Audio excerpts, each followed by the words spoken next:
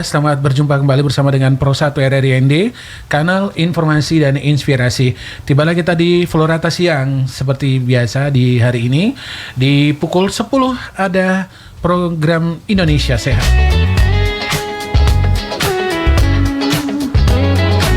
Menyenangkan sekali pada setiap hari Jumat ini kami selalu membawa kabar-kabar baik terkait dengan kesehatan ataupun kabar buruk tentunya.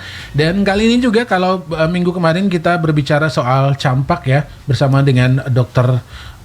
Topik Tarigan, dan di hari ini kita akan sedikit menyenggol soal campak ya pendengar.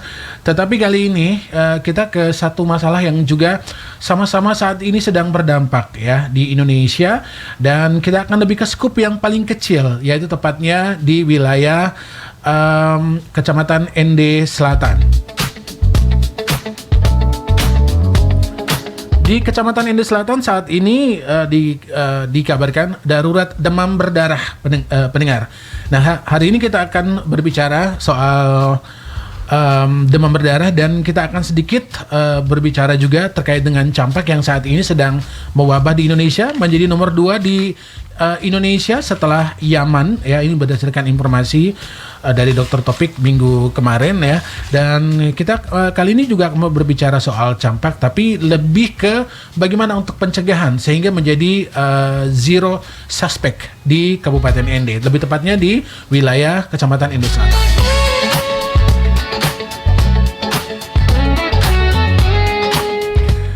Bersama dengan saya dan narasumber di studio ada Ibu Aminah Dayeng Serapoh SSI. Selamat siang Ibu. Selamat siang. Assalamualaikum. Waalaikumsalam warahmatullahi wabarakatuh. Hari ini bagaimana dengan ibadah di bulan puasa ini, lancar? Alhamdulillah. Alhamdulillah lancar. Baik mendengar, topik kita hari ini adalah demam berdarah mewabah di Ende dan dibayangi campak melanda Indonesia.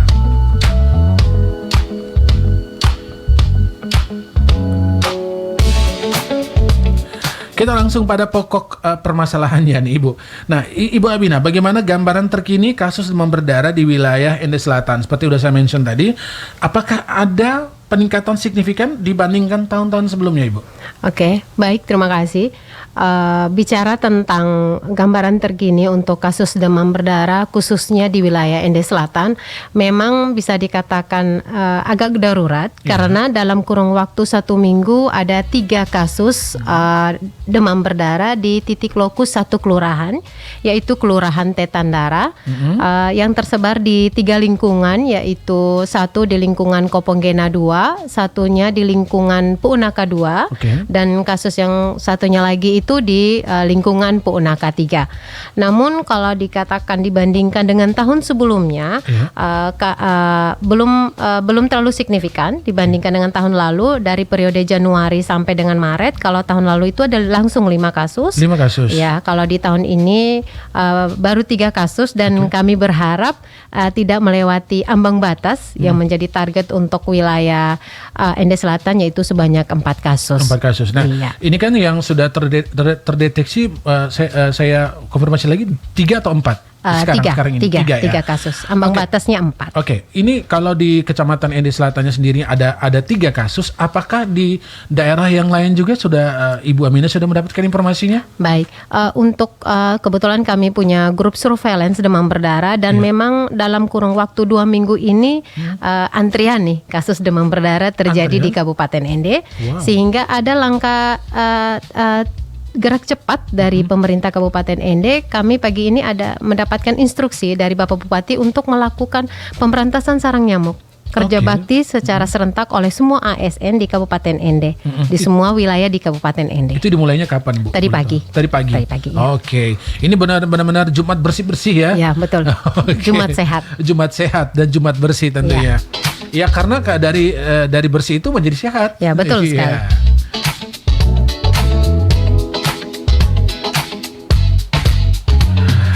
Nah, faktor apa yang menurut analisis epidemiologi paling berkontribusi terhadap peningkatan kasus demam berdarah di masyarakat saat ini, Bu? Baik, kalau dari segi analisis epidemiologi ini, untuk peningkatan kasus demam berdarah ini tergantung dari interaksi kompleks. Oke. Interaksi kompleks dalam peningkatan kasus demam berdarah ini tergantung dari agennya.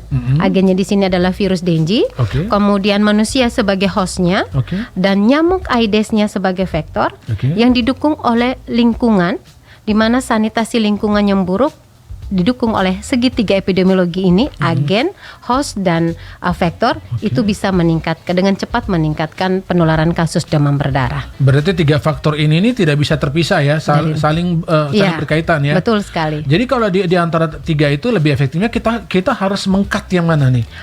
Dia satu paketan, sama seperti segitiga bermuda, Oke. didukung oleh lingkungan. Jadi mereka ini satu paketan. Oke. Jadi harus pencegahannya itu yang satu kali jalan.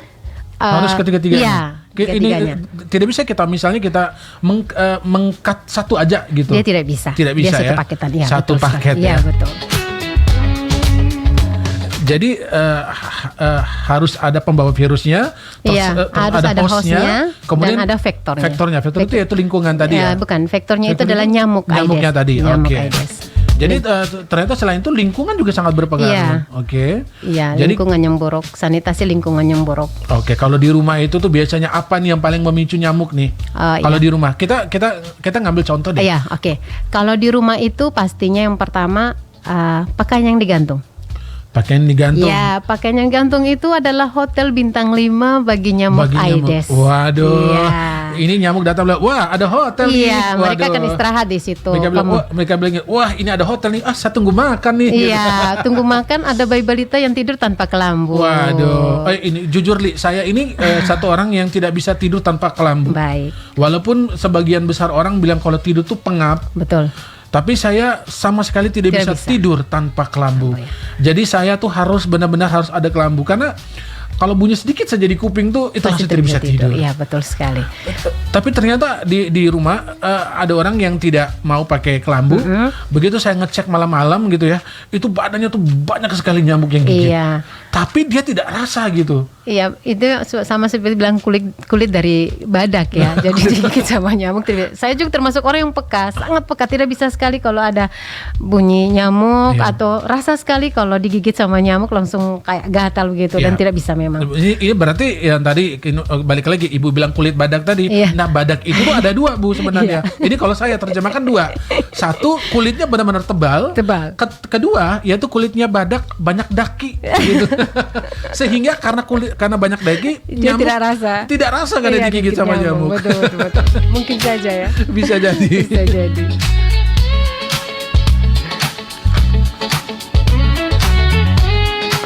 Nah, Ibu, apakah kondisi cuaca, lingkungan, atau perilaku masyarakat menjadi pemicu utama berkembangnya nyamuk penyebab demam berdarah di suatu wilayah gitu? Iya, baik. Curah hujan yang tinggi itu akan seperti sekarang ini ya, seperti sekarang ini. Okay. Curah hujan yang tinggi itu akan meningkatkan breeding places. Okay. Breeding places itu adalah tempat perkembangbiakan jentik nyamuk. Okay. Jadi kalau curah hujan tinggi pasti banyak genangan air. Betul. Nah, nyamuk Aedes aegypti ini paling suka air yang bersih, apalagi air hujan. Oh, dia justru lebih suka air bersih ya? Iya, dia suka air bersih. Oh, oke. Dia beda dengan nyamuk Anopheles penyebab malaria. Oke. Jadi kalau Anopheles itu dia suka air yang kotor. Air yang kotor. Iya, tapi kalau Aedes yang demam berdarah ini dia lebih suka air yang bersih. Terus perbedaan antar kedua nyamuk itu?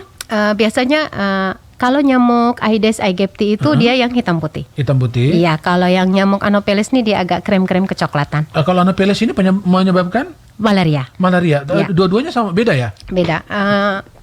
Kalau nyamuk Aedes ini dia membawa virus Dengue yang bisa menyebabkan demam berdarah pada manusia. Oke. Kalau nyamuk Anopheles dia membawa parasit Plasmodium yang bisa menyebabkan penyakit malaria bagi manusia. Namun alhamdulillah di Kabupaten Ende sendiri itu dari tahun 2022 itu kita sudah eliminasi malaria. Alhamdulillah. Iya. Nah, terus ini kan ada yang bilang kalau ternyata penyebab kaki gajah itu juga dari nyamuk ya? Iya, nyamuk Culex. Nah, nyamuk dia Culex. membawa parasit. Nah, itu beda lagi nyamuknya. Beda lagi nyamuknya. Dia agak lebih besar. Ya ampun, ini kenapa ini nyamuk dia punya kelas ternyata ya? Iya. Ternyata nyamuk tuh punya kelas. Oh, ada kelas malaria, ada kelas dengue-nya. Ya, betul sekali. Terus ada kelas untuk punya pembawa kaki gajah tadi. Sebenarnya kaki gajah itu tuh dari mana sih sebenarnya? Nyamuk ini sebenarnya mereka itu bawa virus ataupun parasit itu dia sebagai faktor yang memindahkan agen ini dari tubuh manusia yang satu ke tubuh manusia yang lain. Oke. Jadi contoh misalkan saya kena malaria, saya tidak tidur pakai kelambu. Oke. Maka nyamuk Anopheles yang semulanya tidak punya parasit dalam tubuhnya mengisap darah saya. Otomatis parasit dalam tubuh saya yang sakit malaria ini akan pindah ke dalam tubuh nyamuk. Oke. Kemudian nyamuk akan mengisap lagi darah manusia yang lain, manusia yang sehat. Oke. Pindahlah parasit itu ke dalam tubuh manusia tersebut. Oke. Nah, di saat imun tubuhnya kurang bagus, maka parasit itu akan berkembang dengan pesat yang menyebabkan dia juga terkena penyakit yang sama. Penyakit yang sama. Sama. Modelnya DBD juga begitu, kaki gajah juga seperti Nah, itu. sebenarnya kenapa kaki gajah harus terjadinya pada kaki? Iya. Apakah dia menggigit di kaki, ataukah dia menggigit di mana gitu, di bagian tubuh yang lain? Gitu. Kalau ini bicara tentang parasitnya, dia tuh sukanya di otot. Oke. Iya, jadi kalau kita bicara otot yang paling montok itu di kaki, di paha, di betis, iya, gitu. seperti itu. Karena lebih banyak dagingnya ya. Iya, lebih banyak dagingnya. Apalagi kalau banyak lemaknya. Iya, aduh lemak dia terus suka. Dia suka ototnya. Dia suka ototnya. Kalau lemak banyak minyak ya. Iya, banyak minyak. Dia jadi licin ya. Dia lebih suka yang daging. Iya. Ini nyambung nih benar-benar ya. Dia benar-benar pilih tempat yang bagus ya. Bagus dia tahu mana daging mana lemak. Iya.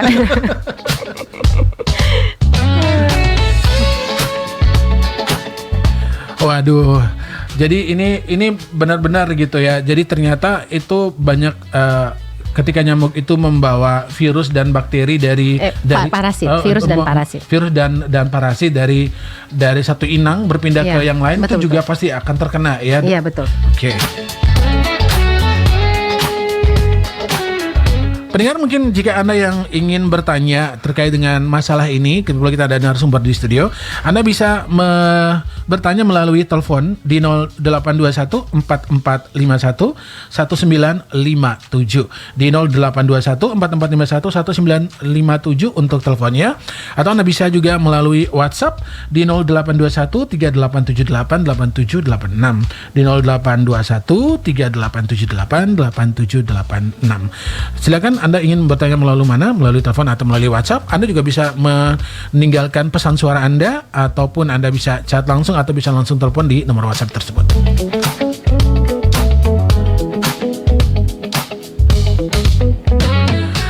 Nah, Bu Aminah, dari hasil surveillance yang dilakukan, kelompok usia mana nih yang paling rentan terkena demam berdarah di Kecamatan Ende Selatan sendiri?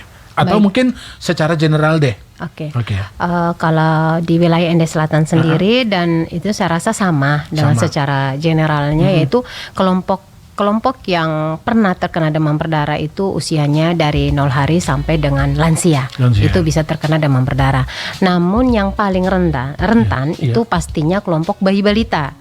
Kenapa bayi balita? Karena daya tahan tubuh mereka itu masih dalam proses perkembangan, dan sistem imun mereka itu belum sempurna, sehingga mereka rentan terkena infeksi tidak hanya untuk virus, bakteri maupun yang lainnya. Jadi kalau sistem imunnya belum sempurna, kemudian mereka terinfeksi sesuatu penyakit, maka yang paling ditakutkan itu adalah kematian. Seperti itu. Iya. Jadi kalau ini menurut yang sepengetahuan Ibu Aminah aja deh, yang paling banyak jadi korban dari keganasan dari virus ini gitu ya, itu rentan usia berapa sih yang paling? Apakah bayi, apakah balita, apakah anak? Bisa dikatakan kelompok balita. Sebenarnya kalau dari kasus kematian kelompok balita ini, kadang itu orang tuanya itu belum terlalu mengenal bahwa anaknya ini terkena demam berdarah. Semua penyakit itu pasti diawali dengan demam yang tinggi. Semuanya demam. Kami biasa mengarahkan bila anak demam segera dibawa ke puskesmas. Jangan andalkan beli paracetamol di apotik. Nah, kalau kita hanya beli paracetamol di apotik, kita tidak tahu anak kita demam ini kenapa. Iya, kalau kita ke puskesmas, maka kita akan tahu anak kita ini demam karena kenapa? Karena di puskesmas itu akan dibarengi dengan pemeriksaan darah, pemeriksaan yang lengkap. Nah, kita kembali ke demam berdarah. untuk demam berdarah ini dia diawali dengan demam tinggi. 3 hari anaknya demam.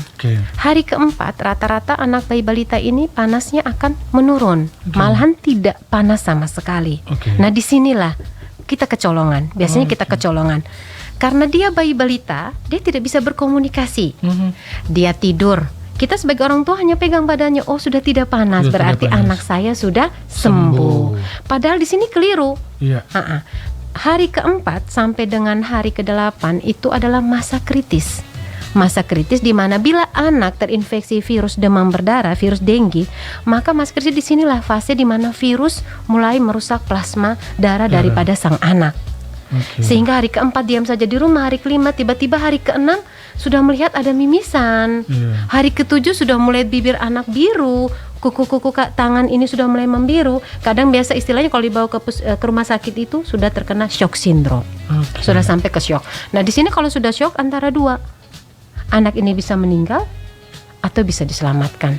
Tetapi rata-rata kalau bayi orang tuanya sangat terlambat bawa ke rumah sakit atau ke fasilitas kesehatan, anaknya shock itu kebanyakan biasanya meninggal. Namun di akhir-akhir ini ada beberapa pasien saya, itu yang 2 pasien saya itu juga dengan DSS shock syndrome, tapi alhamdulillah bisa terselamatkan. Mungkin orang tuanya lebih cepat membawanya ke rumah sakit. Jadi di sini pada fase anak tidak panas ini biasa kecolongannya di situ. Karena menganggap bahwa sudah sembuh. Sudah gitu. sembuh. Wah, ternyata di balik ketenangan itu ternyata ada gejolak dalam tubuh anak ya. Betul sekali. Jadi untuk kita, untuk siapa saja yang saat ini sedang mendengarkan siaran kita di siang hari ini, ketika ada gejala-gejala seperti yang disampaikan oleh Ibu Aminah tadi, mungkin harus sudah lebih panik gitu. Harus ketika sudah anaknya sudah merasa demam, apalagi kalau misalnya demamnya udah demam tinggi. Betul. Jadi jangan langsung dikasih obat ya, tapi sebaiknya langsung dibawa ke puskesmas atau di vaskes terdekat.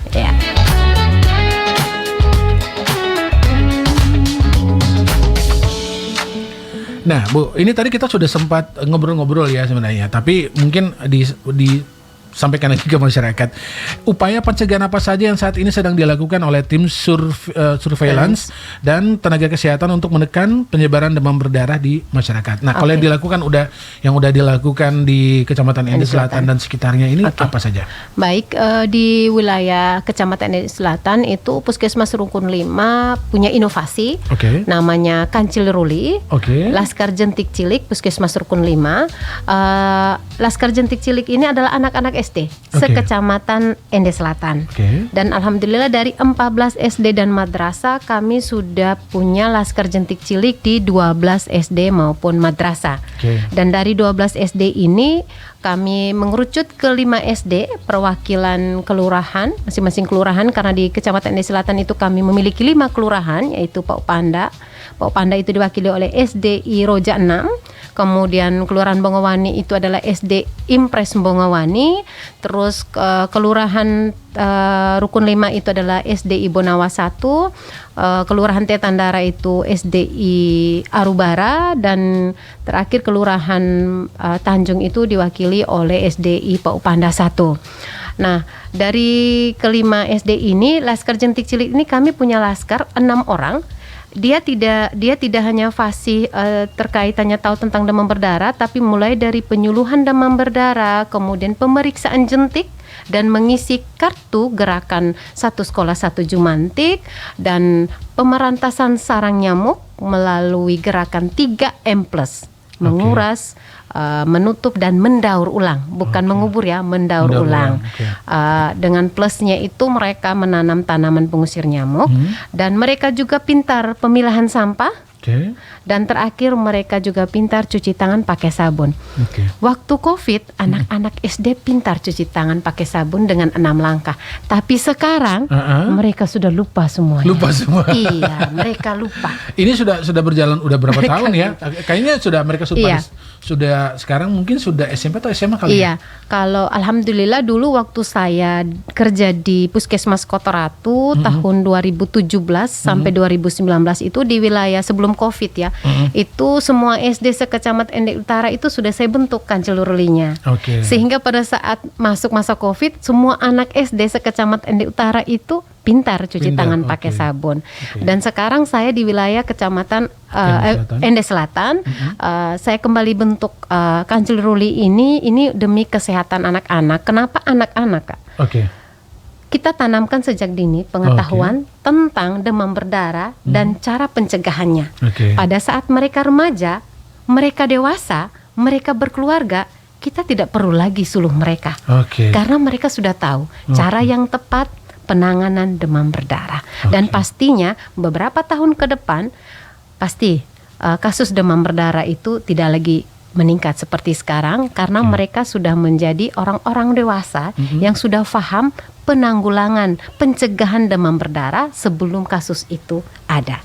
Jadi benar-benar agen perubahan itu dimulai dari usia dini berarti. Betul sekali, usia dini. Jadi memang mereka sudah lebih paham begitu ya. Iya, betul sekali.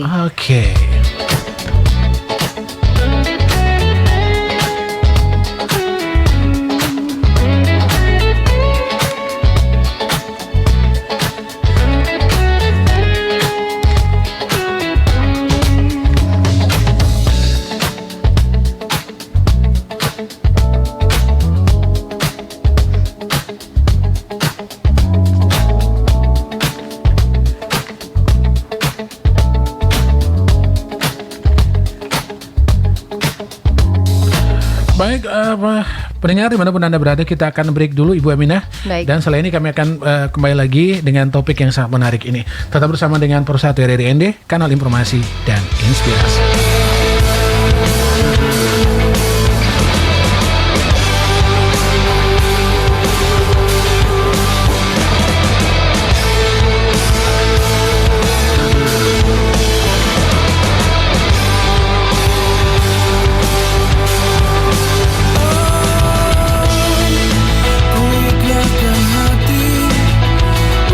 Maju melangkah pergi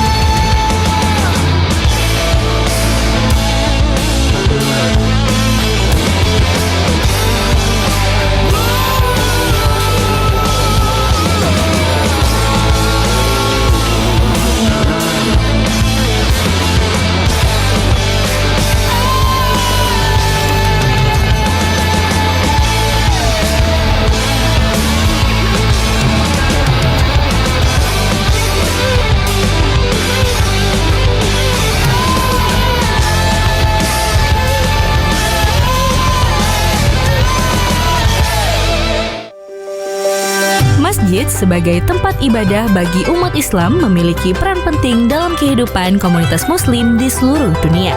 Berdasarkan data dari TRT World, ada beberapa negara yang memiliki jumlah masjid terbanyak, menunjukkan keanekaragaman budaya dan agama dalam Islam.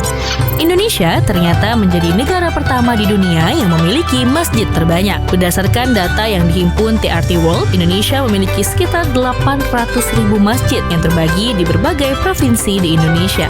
Di urutan kedua, ada negara yang terletak di Asia Selatan, yaitu India. Meskipun mayoritas agama di negara ini adalah Hindu, akan tetapi masjid yang dibangun di India merupakan terbanyak kedua di dunia. Menurut TRT World, India memiliki sekitar 300.000 masjid yang tersebar di seluruh kotanya. Pada urutan ketiga ada Bangladesh. Negara ini memiliki sekitar 250.000 masjid yang menjadi tempat beribadah penduduk muslim. Dilansir dari World Population Review, ternyata Bangladesh memiliki sekitar 153 juta penduduk yang memeluk agama Islam. Data juga menunjukkan bahwa 90,4% penduduk Bangladesh beragama Islam, sedangkan sisanya menganut agama Hindu, Buddha, Kristen, dan lain-lain.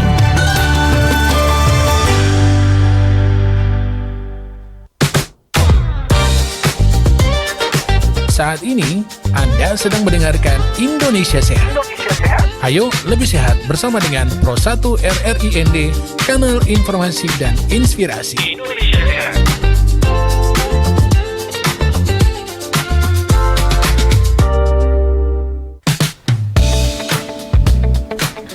Kembali bersama di Indonesia Sehat di Florata siang hari ini.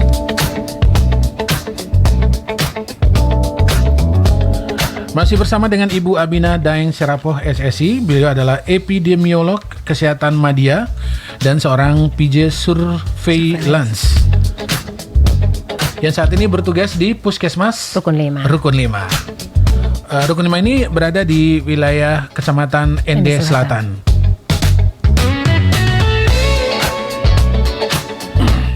Nah ini nih Bu, kan masyarakat ini kan sangat mengandalkan yang namanya fogging. Oke. Seberapa efektif sebenarnya fogging itu?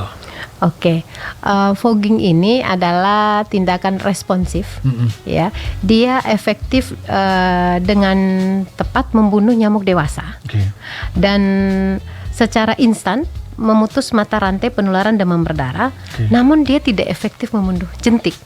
Oke, jadi hanya nyamuk dewasanya saja nih. Nyamuk dewasa yang sudah berkembang. Iya, betul. Dan pelaksanaan fogging ini hanya dilakukan apabila ada kasus positif demam berdarah. Dan kasus positif demam berdarah ini kita tidak bisa hanya mendengarkan dari masyarakat. Harus dari fasilitas kesehatan, terutama rumah sakit ataupun puskesmas-puskesmas yang memiliki kelengkapan pemeriksaan untuk diagnosa daripada demam berdarah ini. Nah, pada saat ada kasus positif, baru kita melakukan fogging dengan cepat membunuh nyamuk dewasa yang kemungkinan membawa virus denggi. Nah, setelah itu bukan berarti besok nyamuknya sudah tidak ada lagi atau demam berdarahnya sudah tidak ada lagi, karena jentik sang nyamuk yang mengandung virus demam berdarah itu masih ada. Sehingga dia tetap dikatakan tidak efektif. Dia efektif membunuh nyamuk dewasa. Namun tidak efektif untuk membunuh jentik. Gitu. Dan ada sebagian masyarakat katakan seperti ini, kenapa pemerintah tidak mau fogging duluan? Kan sudah tahu nih, kasus nih mulai muncul nih pas musim hujan tuh. Nah, sebelum musim hujan tuh fogging duluan. Jadi dikarenakan dia ini membunuh nyamuk Aedes yang mengandung virus denggi, maka dia hanya bisa dilakukan pada saat ada kasus. Ya. Dan yang kedua, bicara tentang fogging ini kan bahan kimia. Nah, kalau kita salah penggunaannya bisa mengakibatkan resisten. Bisa saja ke depan biar ada kasus DBD, kita semprot foggingnya, nyamuknya ini sudah resisten terhadap zat kimia yang diasapkan melalui alat fogging tadi. Dan yang terakhir pastinya karena dia adalah pengasapan yang dari senyawa kimia, penggunaan yang secara intens itu pasti bisa mempengaruhi kesehatan daripada kita sendiri. Seperti itu. Jadi manusia juga bisa kena ya? Ya pasti, itu inang yang pertama tuh kena tuh. Sudah kena DBD terus kena keracunan fogel ya. Itu namanya double-double. Iya, double-double itu. Jadi memang tidak terlalu efektif untuk membunuh jentik. Tetapi efektif membunuh nyamuk dewasa. Iya. Okay. Jadi kita harus tetap untuk demam berdarah itu melakukan pemberantasan sarang nyamuk dengan 3M+. 3M+ tadi. Sedikit penekanan. Pemberantasan sarang nyamuk ini berbeda dengan kerja bakti biasa. Oke. Kalau kerja bakti biasa, semua daun-daun kita sapu di jalan, gitu kan, rumput-rumput kita cabut.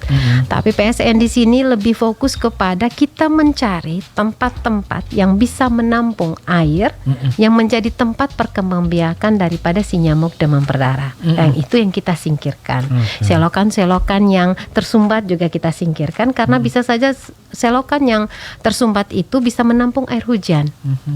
Yang pastinya air hujannya itu kan bersih, awalnya bersih. Nah, nyamuk demam berdarah juga bisa meninggalkan telurnya di selokan tersebut.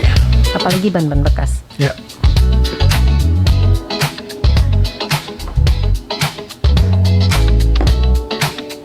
Sekarang kita akan beralih ke campak dulu ya. Oke. Nah, terkait dengan campak. Saat ini kasus mulai muncul di Pulau Jawa. Mengapa daerah lain seperti di NTT perlu meningkatkan kewaspadaan meskipun belum ada kasus? Ya, baik. Campak ini sangat menular. Oke. Dan dia sangat cepat tersebar melalui udara apabila ada pasien campak yang batuk ataupun bersin. Dan virusnya ini, campak itu disebabkan oleh virus. Virusnya ini bisa bertahan di suatu permukaan benda itu kurang lebih 2 jam. Nah, karena dia penyebarannya melalui udara, otomatis bisa menimbulkan suspek atau bisa terinfeksi ke sasaran lain itu dalam kurun waktu yang sangat cepat. Dan yang ditakutkan adalah bayi balita yang kemungkinan belum terimunisasi karena belum masuk jadwal imunisasi campak ataupun yang memang tidak imunisasi campak. Nah, kalau mereka terinfeksi virus daripada campak ini, otomatis peningkatan kasus akan terjadi dan lambat penanganan. Sebenarnya lambat penanganan ini tergantung dari kita orang tua yang membawa anak ke fasilitas. Bila kita terlambat membawa anak, karena ciri-cirinya itu hampir mirip seperti flu, batuk pilek seperti itu kan. Kalau orang panas gitu. Jadi anak ini panas karena pilek begitu, tidak tahu bahwa anak terinfeksi virus campak. Nah, kalau terlambat dibawa, terlambat ditangani, pasti yang ditakutkan adalah banyaknya timbul kasus kematian. Oke.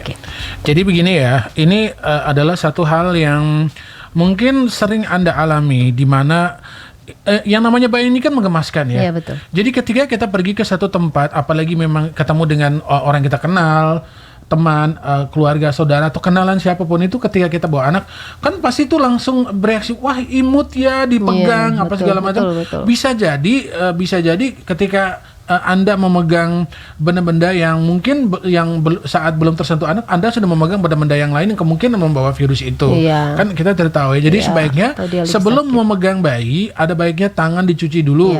Tangan dicuci dulu, kalau memang ada hand sanitizer, pakai hand sanitizer dulu, baru boleh memegang bayi. Tapi kalau misalnya ada orang tua yang melarang untuk memegang, ya Anda harus memahami bahwa kemungkinan tangan Anda ada virusnya. Karena ini kita bertanggung jawab terhadap masa depan anak nih, gitu. Jadi kalau misalnya ada orang tua yang melarang anaknya untuk disentuh, ya jangan bilang orang tuanya sombong, ya. Mohon maaf ya pendengar ya. Ini karena ada beberapa kasus yang pernah saya baca, ini hanya gara-gara temannya memegang anak tersebut langsung terkena virus kebawa dari tangan. Terus gara-gara ciuman itu bisa kena TBC. Ya, bisa. Itu adalah hal yang menyakitkan kita sebagai orang tua, begitu ya. Kita membiarkan teman kita, sahabat kita memegang anak kita, tapi ternyata mereka sebagai carrier yang membawa, mereka lagi sakit, mereka membawa penyakit yang didatangkan dari luar. Iya, betul sekali.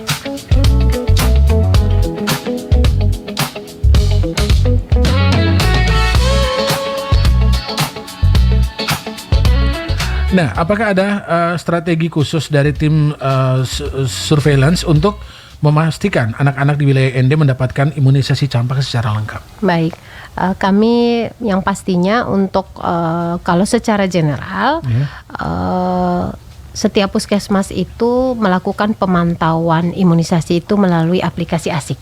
Oke, Ya, apa itu? aplikasi ASIK itu adalah aplikasi kesehatan Indonesia ya. Jadi pemantauan status imunisasi anak itu akan terpantau di aplikasi ASIK.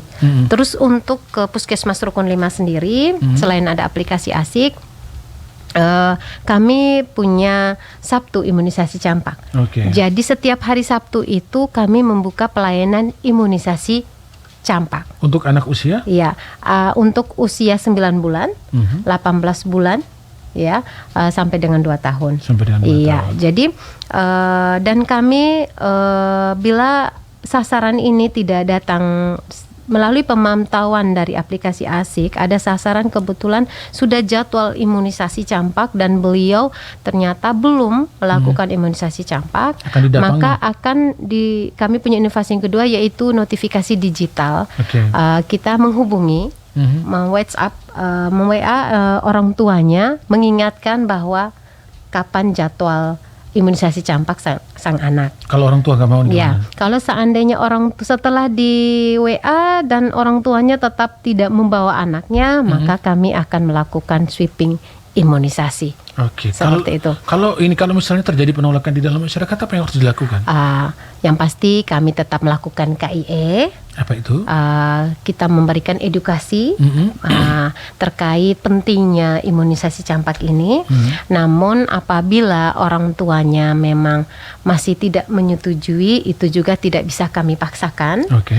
Yang pastinya kami sudah memberikan gambaran edukasi bahwa apa yang akan terjadi bila anaknya tidak mendapatkan imunisasi campak. Oke. Yang pastinya anak-anak yang tidak imunisasi campak itu pasti akan sering sakit-sakitan. Oke. Karena daya tahan tubuhnya tidak kompleks tanpa adanya imunisasi campak. Seperti Sekarang gini nih, kalau untuk imunisasinya nih, Iya. kita ngomongin imunisasinya. Kalau misalnya dia di 9 bulan itu dia tidak melakukan imunisasi. Oke. Tapi itu kan di usia di usia 9 bulan, Ya. terus 18 bulan dan 2 tahun 18 ya. ya. Kalau misalnya di usia dia 9 bulan itu dia tidak campak yang pertama. Iya. Apakah di usia 18 bulan bisa dilakukan penyuntikan 2 kali atau gimana? Tidak, hanya 1 kali. 1 kali. Hanya 1 kali. Berarti itu langsung Iya. yang kedua berarti ya? Ya, jadi dia karena kita selalu pendampingan sweeping, jadi biasa ada rentan-rentan yang masih bisa dilakukan ini vaksinasi campak pertama. Kalau yang 18 bulan itu adalah booster, vaksinasi campak kedua, yang batasannya sampai dengan 2 tahun boosternya. Oke, boosternya, ya. Jadi sama dengan yang 9 bulan sampai dengan 1 tahun booster itu vaksin pertama. Kemudian nanti kita menunggu 18 bulan sampai dengan 2 tahun rentan itu untuk booster. Oke. Setelah itu lewat dari itu sudah tidak bisa lagi. Nanti menunggu dia SD kelas 1. Baru boleh campak. Baru nanti ada kegiatan di sekolah untuk anak SD kelas 1 bias campak namanya. Oh, itu Iya. berarti dia ulang lagi dari suntikan pertama berarti ya? Ya, bisa dikatakan seperti itu. Oke.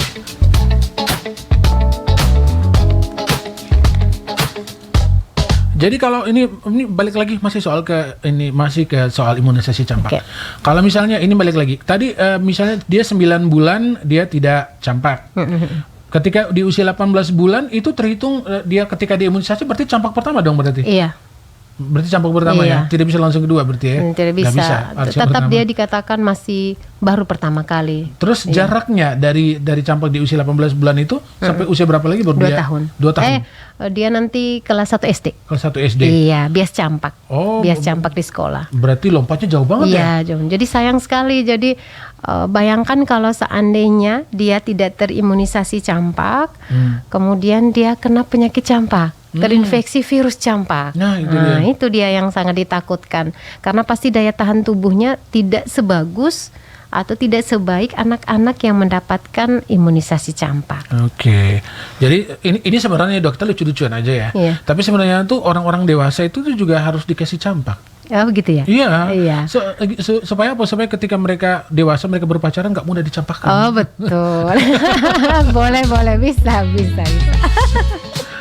Jadi memang sebenarnya untuk orang dewasa memang harus ada ya. Iya, betul. Harus ada. Ya. Karena sekarang nih mudah sekali untuk dicampakkan soalnya sekarang. Aduh, sedih sekali ya. Gara-gara media sosial. Iya.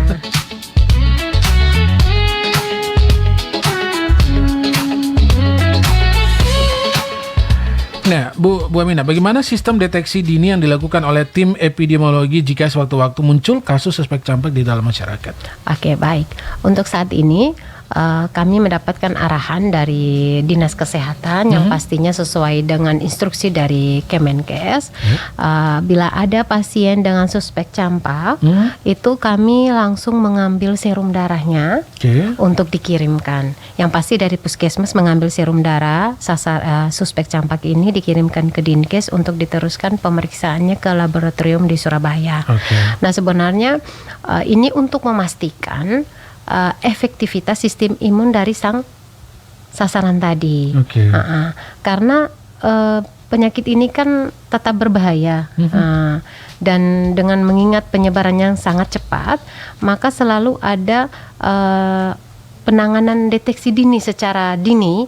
Jangan sampai masih ada muncul kasus campak yang mana sang anak ini ternyata sudah pernah vaksin campak, tapi kok vaksin campak ini tidak efektif untuk membentuk imun. Itu yang ditakutkan, sehingga sekarang kami sering mengirim serum dan kami selalu mengatakan anak ini suspek campak. Belum bisa dikatakan langsung campak, suspek campak, kemudian dilanjutkan dengan penyelidikan epidemiologi untuk mendeteksi lebih dalam apakah hanya sang anak ini yang terkena campak ini, suspek campak ini sebagai suspek campak, atau ada juga bayi balita lain atau orang dewasa lain yang juga sudah terinfeksi suspek campak. Yang pastinya kalau untuk ND Selatan kami punya target. Kalau untuk wilayah kami, wilayah kerja Puskesmas kami harus mendapatkan 3 suspek campak yang untuk dikirimkan ke pemeriksaan darahnya ke laboratorium untuk memastikan apakah betul sang anak ini memang terinfeksi oleh virus MR, ya, measles rubella yang menyebabkan penyakit campak seperti itu. Jadi ini pertanyaan saya, ada muncul satu pertanyaan lagi. Kenapa sampai seorang anak itu tuh antibodinya tidak terbentuk padahal dia sudah divaksin campak? Itu faktor penyebabnya apa? Jadi begini, kalau sang anak ini tidak pernah melakukan mobilisasi mengikuti orang tuanya, dia tetap tinggal di wilayah kita, tetap terpantau, status imunisasinya memang betul-betul kita tahu bahwa anak ini memang betul kita layani vaksin campaknya, saya yakin dan percaya pasti sistem imunitas tubuhnya baik. Dan dia patuh nih, 9 bulan dapat campak 1, kemudian 18 bulan dia booster 1. Nah, kita bicara balita dulu, otomatis pasti imunitas tubuhnya terhadap campak ini baik. Dan mungkin ya kalau zaman dulu kita bilang serampah ya, itu pasti sulit untuk kena serampah begitu. Dan memang terbukti untuk saat ini. Namun apabila sang anak ini sering berpindah-pindah, kemudian kita melihat status imunisasinya kosong nih untuk campak, kami selalu wawancara orang tuanya. Nah, orang tuanya sudah pernah, waktu saya kesini, saya sudah campak anak saya. Nah, ini yang dia khawatirkan. Tiba-tiba anaknya terkena campak. Nah, ini yang kita pedalaman lebih. Dan pastinya kalau pemeriksaan laboratorium itu bisa diketahui bahwa memang sang anak ini sudah pernah mendapatkan dalam tubuhnya sudah memang ada pembentukan imun untuk campak ini atau belum sama sekali. Itu akan kelihatan ya? Iya, akan kelihatan. Wah, sekarang makin canggih ya. Makin canggih alatnya. Coba kalau alatnya bisa ngelihat dosa ya. Iya, Masya Allah. Masya Allah. Pasti langsung dibersihkan. Habis di scan begitu, oh ini dosanya langsung dicuci gitu. Oh, bersih. Biasa. Waduh, kalau misalnya ada alat tersebut, saya yakin ya antriannya panjang. Antriannya akan panjang. Antrian panjang. Biar sampai berapa, biar tidak makan minum, yang penting antri dulu. Yang penting antri dulu, yang penting dosa dibersihkan. Iya, dosa dibersihkan. Nah, apa peran masyarakat, sekolah dan keluarga dalam membantu pemerintah menjaga agar wilayah ini tetap bebas dari kasus campak? Oke, baik. Yang pasti kita harus patuh jadwal. Jadwal imunisasi sang anak. 9 bulan, 18 bulan. Dan bias campak saat anak kelas 1 SD. Oke. Kita sebagai masyarakat, sebagai anggota keluarga, orang tua, kita harus saling mengingatkan, saling peduli. Ya. Oh, saya punya ponaan, bulan depan dia umur 9 bulan. Oke. Kita ingatkan, jangan lupa campak gitu. Ini kita tuh saling mengingatkan tetangga, harus rajin ke posyandu. Nah, dengan rajin ke posyandu, di dalam setiap bayi balita itu memiliki buku KMS. Dan di dalam buku KMS itu ada status imunisasi dari sang bayi balita. Di situ akan dipantau kapan jadwal anak-anak ini akan imunisasi campak, dan kami sebagai kader itu kami sudah lihat juga, kader maupun petugas kesehatan akan mengingatkan sang ibu, oh 2 bulan lagi anak akan campak. Bulan depan anak akan campak. Jadi untuk saat ini kita mengajak seluruh masyarakat Kota Ende untuk saling mengingatkan tetangga, rekan ataupun keluarga kita sendiri untuk jadwal imunisasi bayi balita kita. Sehingga kita tidak terlewat jadwalnya, dan kita minimal untuk balita bisa dapat lengkap 2 kali booster untuk imunisasi campak. Oke, yang terakhir singkat aja nih Bu, apa pesan Ibu Aminah kepada masyarakat agar bisa bersama-sama mencegah demam berdarah sekaligus mencegah daerah tetap bebas dari campak nih, singkat aja. Baik, bagi saya kita sakit ini karena higien, ya, kualitas higien yang tidak baik. Jadi mari kita jaga kebersihan lingkungan kita, kebersihan diri kita dan kebersihan rumah kita, tingkatkan sanitasi. Maka bila sanitasinya meningkat, kita akan terhindar dari segala macam penyakit, tidak hanya demam berdarah dan campak. Yang terakhir, khusus yang memiliki bayi balita, mohon patuh terhadap jadwal imunisasi bayi dan balitanya. Baik, terima kasih Bu Aminah sudah berbagi hal-hal baik di hari Jumat ini. Semoga berkah selalu ilmunya. Dan pesan-pesannya bisa tersampaikan kepada masyarakat, dan semoga masyarakat juga lebih aware lagi. Betul. Dan mungkin secara langsung dan tidak langsung bahwa sekarang peran Ibu Aminah cukup besar nih, apalagi sekarang DBD lagi naik, campak juga lagi benar-benar membayang Indonesia saat ini. Semoga tidak sampai di Kabupaten Ende ya, lebih khususnya di Kecamatan Ende Selatan. Baik, amin ya. Baik pendengar, itulah tadi obrolan kesehatan kita di siang hari ini di Indonesia Sehat dengan narasumber saya di siang hari ini, Ibu Aminah Daeng Serapoh SSI, epidemiolog kesehatan Madya dan juga seorang PJ Surveillance yang saat ini bertugas di Puskesmas Rukun 5 Kecamatan Ende Selatan. Terima kasih Bu sudah berbagi. Saya Armando pamit, dan juga ada rekan Bayi Sareng di selaku operator mengucapkan terima kasih atas kebersamaan Anda. Selamat siang dan sampai jumpa. Pendengar, Anda telah mendengarkan Indonesia Sehat. Terima kasih atas kebersamaannya. Sampai jumpa minggu depan.